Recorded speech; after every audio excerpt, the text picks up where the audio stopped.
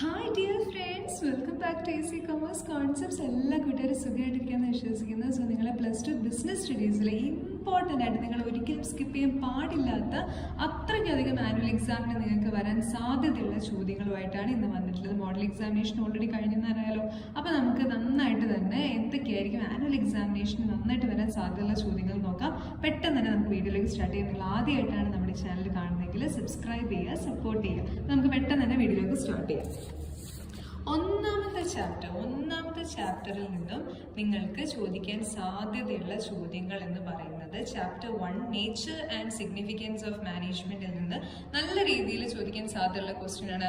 നിങ്ങൾ തീർച്ചയായും എല്ലാ ചാപ്റ്ററിന്റെയും നിങ്ങൾക്ക് എത്ര ചാപ്റ്റേഴ്സ് പഠിക്കാനുണ്ടോ അത്രയും ചാപ്റ്റേഴ്സിന്റെ മീനിങ്ങും ഫീച്ചറും നിർബന്ധമായും പഠിച്ചിരിക്കണം. ഞാൻ സെപ്പറേറ്റ് ആയിട്ട് എടുത്ത് പറയുന്നില്ല. എല്ലാ ചാപ്റ്റേഴ്സിന്റെയും മീനിങ്ങും ഫീച്ചേഴ്സും നിർബന്ധമായിട്ട് പഠിച്ചോളാം. ഓക്കെ, റെഡി അല്ലേ?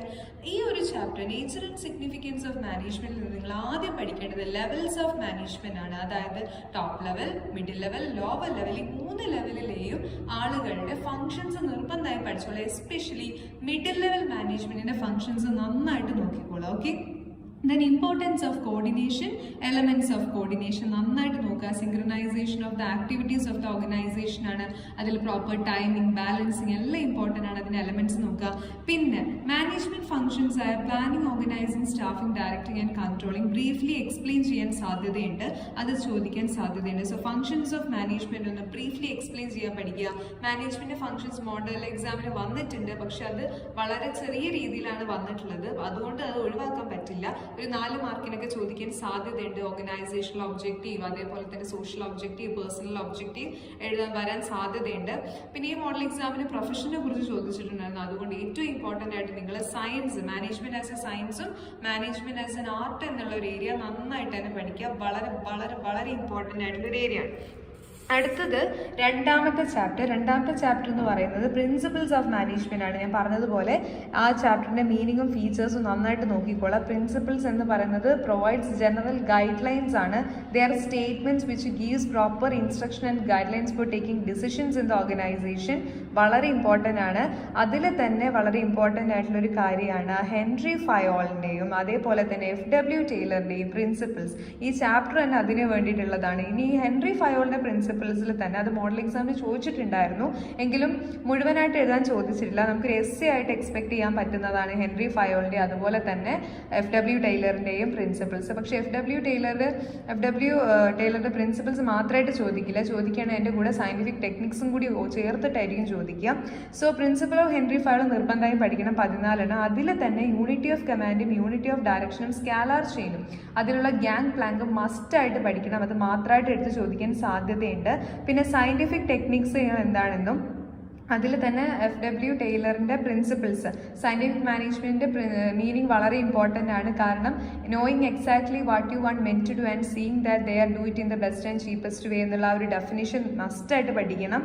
പിന്നെ ചില സ്റ്റഡികളുണ്ട്, വർക്ക് സ്റ്റഡി, മോഷൻ സ്റ്റഡി, അതേപോലെ ടൈം സ്റ്റഡി, അങ്ങനത്തെ കുറച്ച് സ്റ്റഡീസ് ഉണ്ട്. അതെന്തായാലും പഠിക്കണം. ഇപ്രാവശ്യം ഫെറ്റീക് സ്റ്റഡി ചോദിച്ചിട്ടുണ്ടായിരുന്നു. അടുത്ത പ്രാവശ്യം വർക്ക് സ്റ്റഡിയോ മോഷൻ സ്റ്റഡിയോ അല്ലെങ്കിൽ ടൈം സ്റ്റഡിയോ ചോദിക്കാം. സോ ഇത്ര ഏരിയ ഈ ഒരു പാർട്ടിൽ നിങ്ങൾ നോക്കിയിരിക്കണം. അത് കൂടാതെ തന്നെ നോക്കേണ്ട ഒരു ഏരിയയാണ് that is difference between Taylor's and Henry Fayol's principle. അതായത് FW ടൈലറിന്റെയും അതുപോലെ തന്നെ ഹെൻറി ഫയോളിന്റെയും പ്രിൻസിപ്പിൾസ് തമ്മിലുള്ള ഡിഫറൻസ്. കാരണം ഇതിൽ FW ടൈലറിന്റെ പ്രിൻസിപ്പിൾ പറയുന്നുണ്ട് ഒരു ഒറ്റ വർക്കറിന് സൂപ്പർവൈസ് ചെയ്യാൻ വേണ്ടിയിട്ട് 8 സ്പെഷ്യലിസ്റ്റുകൾ ഫങ്ഷണൽ ഫോർമാൻഷിപ്പിൽ പഠിച്ചിട്ടുണ്ട് നിങ്ങൾ. Gang boss, speed boss, repair boss, അതുപോലെ തന്നെ route clerk, instruction card clerk, time and cost clerk. എന്നാൽ ഹെൻറി ഫയോൾ പറയുന്നത് യൂണിറ്റി ഓഫ് കമാൻഡ് ആണ്. ഒരു സമയത്ത് ഒരു സബോർഡിനേറ്റിനോട് ഒരു സുപ്പീരിയർ മാത്രമേ ഇൻസ്ട്രക്ഷൻസ് കൊടുക്കാൻ പാടുള്ളൂ. അപ്പോൾ അത് ഇതിൻ്റെ ഒരു കോൺട്രഡിക്ടറി ആണ്. പിന്നെ ചോദിക്കുന്ന ഒരു ഇതാണ് രണ്ടും തമ്മിലുള്ള ഡിഫറൻസ് ചോദിക്കാറുണ്ട്. അതായത് ഹെൻറി ഫയോളിന്റെ പ്രിൻസിപ്പിൾ കൂടുതലും ടോപ്പ് മാനേജ്മെന്റ് ആണ് യൂസ് ചെയ്യുക. എന്നാൽ FW ടൈലറിന് കുറെ കൂടി ഫാക്ടറി ലെവലിലാണ് യൂസ് ചെയ്യുക. പിന്നെ എന്താണ് പീസ് റേറ്റ് വേജ് സിസ്റ്റം, അത് സയന്റിഫിക് ടെക്നിക്സിൽ വരുന്നതാണ്. അത് ഇമ്പോർട്ടൻ്റ് ആണ്. അടുത്തത് ചോദിക്കാൻ സാധ്യതയുള്ള മൂന്നാമത്തെ ചാപ്റ്ററിൽ നിന്നുള്ള ചോദ്യം ബിസിനസ് എൻവയോൺമെന്റ് ആണ്. മൂന്നാമത്തെ ചാപ്റ്റർ അറിയാലോ, meaning and features business environment എന്തായാലും പഠിച്ചിരിക്കുക നിർബന്ധമാണ്. പിന്നെ ഈ ഒരു ചാപ്റ്ററിൽ തന്നെ മസ്റ്റായിട്ട് നിങ്ങൾ നോക്കേണ്ട ഒരു area dimensions of business environment. അത് നിങ്ങൾക്ക് എക്സാമ്പിൾസ് തന്നിട്ട് ക്ലാസിഫൈ ചെയ്യാനോ അല്ലെങ്കിൽ ടേബിൾ ക്രിയേറ്റ് ചെയ്യാനോ മാത്സ് ഫോളോയിങ്ങോ ഫില്ലിംഗ് ദ ബ്ലാങ്ക്സോ ഓഡ് വൺ ഔട്ടോ പല രീതിയിൽ ചോദിക്കുക. എങ്ങനെ ചോദിച്ചാൽ ഇത് പഠിച്ചു കഴിഞ്ഞാൽ നിങ്ങൾക്ക് എഴുതാൻ പറ്റും.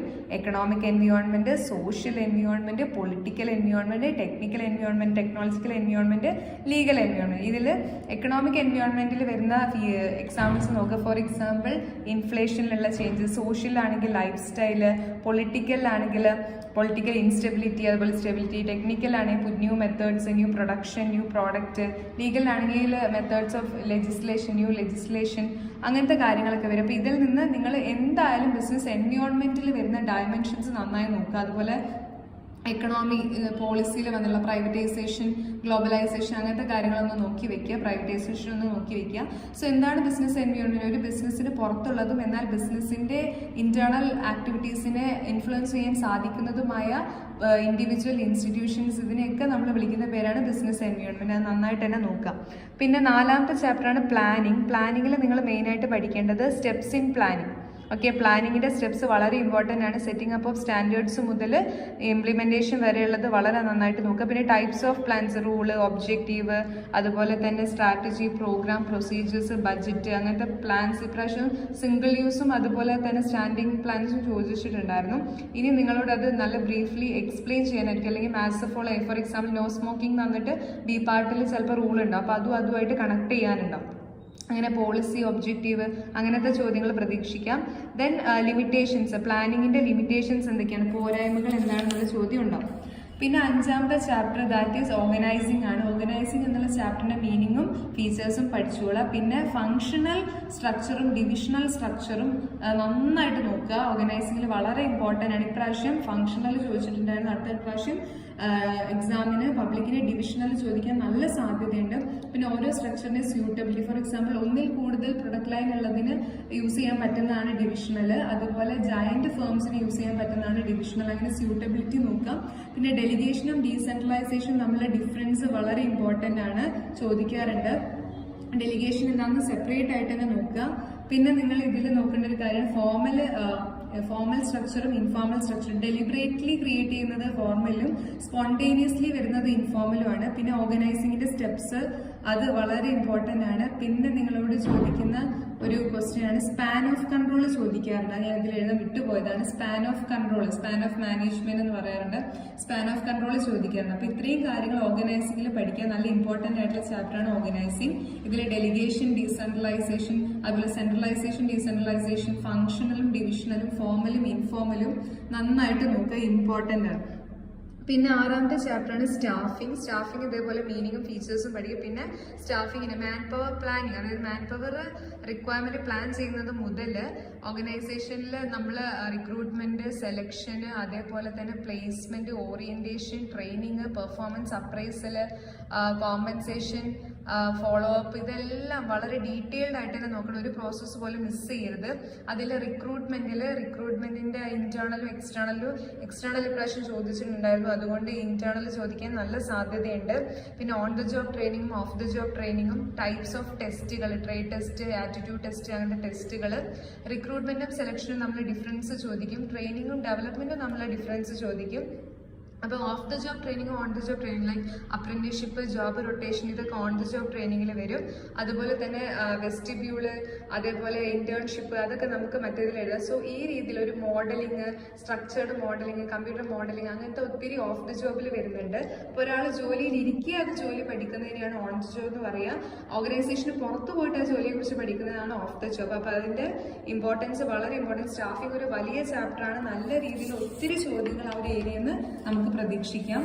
പിന്നെ ഏഴാമത്തെ ചാപ്റ്റർ ഡയറക്റ്റിംഗ്, വെരി ഇമ്പോർട്ടൻറ്റ് ചാപ്റ്ററാണ്. ഒത്തിരി ചോദ്യങ്ങൾ പ്രതീക്ഷിക്കാം. Actually supervision, motivation, leadership, communication, ഇങ്ങനെ 4 ഏരിയാസ് ഒരുമിച്ച് വരുന്നതാണ് ഡയറക്റ്റിംഗ്. അപ്പോൾ ഡയറക്റ്റിങ്ങിന്റെ മീനിങ്ങും ഫീച്ചേഴ്സും പഠിക്കുക. പിന്നെ എബ്രഹാം മാസ്ലോവിന്റെ need hierarchy theory of motivation must ആണ്, സ്കിപ്പ് ചെയ്യാനേ പാടില്ല. അതാണ് ഞാൻ റെഡ് മാർക്ക് കിട്ടിയത്, അത്ര ഇമ്പോർട്ടൻ്റ് ആണ്.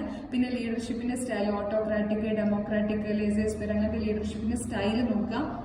കമ്മ്യൂണിക്കേഷൻ്റെ സ്റ്റേജസ്, അതായത് സെൻറ്ററിൽ നിന്ന് മെസ്സേജ് ചാനലിലേക്ക് എൻകോഡായിട്ട് പോയിട്ട് അത് പ്രോസസ്സായിട്ട് ഡീകോഡ് ചെയ്തിട്ട് റിസീവറിലേക്ക് എത്തി അത് ഫീഡ്ബാക്ക് ആയിട്ട് പോകുന്നത്. പിന്നെ കമ്മ്യൂണിക്കേഷൻ്റെ സ്റ്റേജസ്, കമ്മ്യൂണിക്കേഷൻ്റെ ബാരിയേഴ്സ്, പലതരത്തിലുള്ള നെറ്റ്വർക്ക്സ്. ഇപ്രാവശ്യം മോഡലിന് വീൽ നെറ്റ്വർക്ക് ചോദിച്ചിട്ടുണ്ടായിരുന്നു. സോ നിങ്ങൾക്ക് സർക്കിളോ അല്ലെങ്കിൽ ഫ്രീ ഫ്ലോയോ ചോദിക്കാം. എല്ലാ നെറ്റ്വർക്ക്സും പഠിക്കണം. പിന്നെ ഇൻസെൻറ്റീവ്സ്, മോണിറ്ററി ഇൻസെൻറ്റീവ്സും ഉണ്ട്, അതുപോലെ നോൺ മോണിറ്ററി ഇൻസെൻറ്റീവ്സും ഉണ്ട്. ഫോർമൽ നെറ്റ്വർക്കും ഉണ്ട്, ഇൻഫോർമൽ നെറ്റ്വർക്കും ഉണ്ട്. പിന്നെ സൂപ്പർവിഷന്റെ മീനിങ് നന്നായിട്ട് നോക്കാം. ഓക്കെ, സോ സൂപ്പർവിഷന്, മോട്ടിവേഷന്, അതുപോലെ തന്നെ ലീഡർഷിപ്പ്, കമ്മ്യൂണിക്കേഷൻ, നാലിൻ്റെയും മീനിങ് നന്നായിട്ട് തന്നെ പഠിക്കണം. പിന്നെ ചാപ്റ്റർ 8 കൺട്രോളിംഗ് ആണ്, ചെറിയ ചാപ്റ്റർ ആണ്. അതിന്റെ മീനിങ്ങും ഫീച്ചേഴ്സും പഠിക്കുക. അതുപോലെ തന്നെ കൺട്രോളിങ്ങിന്റെ സ്റ്റെപ്സ്, നല്ല setting up of standard, actual performance measure ചെയ്യുക, കമ്പയർ ചെയ്യുക, ഡീവിയേഷൻസ് എടുക്കുക. If there is any deviation take actions to rectify that deviation and follow up. Steps important ആണ്. കൺട്രോളിങ്ങിന്റെ ലിമിറ്റേഷൻസ് ഇമ്പോർട്ടൻ്റ് ആണ്. പിന്നെ CPM PERT ഒക്കെ ഒന്ന് നോക്കി വെക്കുക. പ്രാവശ്യം പ്ലാനിങ്ങും കൺട്രോളിങ്ങും തമ്മിലുള്ള ആ ഒരു റിലേഷൻ ഒക്കെ ചോദിച്ചിട്ടുണ്ടായിരുന്നു. പിന്നെ 9th ചാപ്റ്റർ വന്നിട്ട് ഫിനാൻഷ്യൽ മാനേജ്മെന്റ് ആണ്. അതിൽ മീനിങ്ങും ഫീച്ചേഴ്സും, ഫിനാൻഷ്യൽ മാനേജ്മെന്റ് മീനിങ്ങും ഫീച്ചേഴ്സും പഠിക്കുക. ഒരു സ്ഥാപനത്തിൽ ഫിനാൻഷ്യൽ മാനേജ്മെന്റിന്റെ ആവശ്യകത എന്താണ്, എന്തിനു വേണ്ടിയിട്ടാണ്, എന്തൊക്കെയാണ് അവരവിടെ ചെയ്യുക, പ്രൊമിറ്റ് ആയിട്ട് ആക്യുറേറ്റ് ആയിട്ട് ഫണ്ട് ഉണ്ടോ നോക്കും. കറക്റ്റ് സമയത്തുള്ള ഫിനാൻസ് റിലേറ്റഡ് ആയിട്ട് കാര്യങ്ങളൊക്കെ അവരാണ് ചെയ്യുക. അപ്പോൾ ഫിനാൻസ് ഫംഗ്ഷൻ ഇതിൽ വളരെ ഇമ്പോർട്ടൻ്റ് ആണ്. Financing function, investment function, dividend function, very very important question.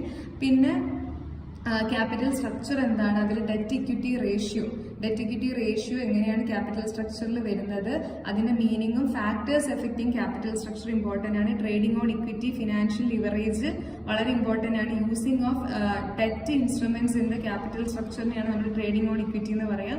പിന്നെ ഫിനാൻഷ്യൽ പ്ലാനിങ്ങിന്റെ ഇമ്പോർട്ടൻസ് വളരെ ഇമ്പോർട്ടൻ്റ് ആണ്. പിന്നെ വർക്കിംഗ് ക്യാപിറ്റലും ഫിക്സഡ് ക്യാപിറ്റലിനെയും സ്വാധീനിക്കുന്ന ഘടകങ്ങൾ, very very very important. Factors affecting working capital and fixed capital വളരെ ഇമ്പോർട്ടൻ്റ് ആണ്, മസ്റ്റ് ആയിട്ട് നോക്കണം. പിന്നെ ഫിനാൻസിന്റെ ഇമ്പോർട്ടൻസ് കാര്യങ്ങളൊക്കെ ഒന്ന് നന്നായിട്ട് നോക്കി വെക്കാം. പിന്നെ നിങ്ങൾ പഠിക്കേണ്ട ഒരു ഏരിയ ആണ് മാർക്കറ്റിംഗിൽ ഒരു ഏരിയ. മാർക്കറ്റിംഗും വളരെ വലിയൊരു ചാപ്റ്ററാണ്. ഒരുപാട് കാര്യങ്ങൾ പഠിക്കാനുണ്ട് മാർക്കറ്റിംഗിൽ. മാർക്കറ്റിംഗിന്റെ മീനിങ്ങും ഫീച്ചേഴ്സും പഠിച്ചോളൂ. അതിന്റെ കൂടെ തന്നെ മാർക്കറ്റിംഗിന്റെ ഫംഗ്ഷൻസ്, ഒരു 12ഓളം വരുന്ന ഫംഗ്ഷൻസ് ഉണ്ട്. വളരെ ഇമ്പോർട്ടൻ്റ് ആണ്, നിർബന്ധമാണ്. ഒരു 5 എണ്ണെങ്കിലും നിങ്ങൾ പഠിച്ചിരിക്കണം.